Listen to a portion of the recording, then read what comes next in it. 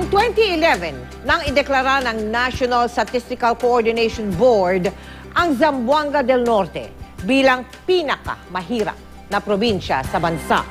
Sa pagpunta ng Kapuso Team doon para sa ating Give a Gift Alay sa Batang Pinoy Christmas Project, ang kahirapan ng probinsya, ramdam maging ng mga bata. Paano ka nga naman matututo kung palaging kumakalam ang iyong sikmura? Narito po ang kanilang kwento.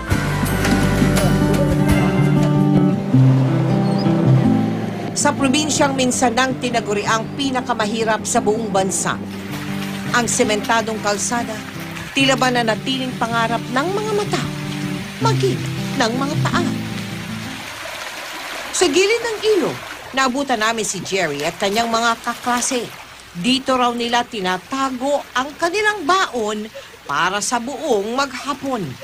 Ganinang buntag, akong balon, akong gitatigan sa ilalom sa tulay. Kamahadlo ko kanon sa akong classmate. Ang mga bata dito, malayo yung mga bahay nila mula dito sa paaralan.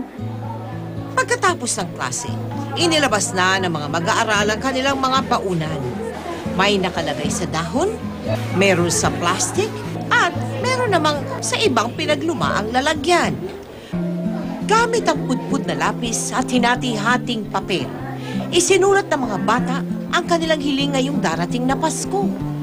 Tila ba hindi alintana ang pagkaubos ng lapis na panulat? Magkaroon lang ng linaw ang kanilang mga pangarap. Kabilang ang Pangandaw Elementary School sa mga nahandugan natin ng pamasko sa probinsya ng Zamboanga del Norte. Makarong Pasko, ako'y sapatos, sinina, bag, pagkaon nga lami. Masarap na pagkain para sa isang baunan. Ito ang hiling ni Jerry ngayong Pasko. Payakman ang kanyang kahilingan. Malaking tulong ito sa kanyang kinabukasan. At sana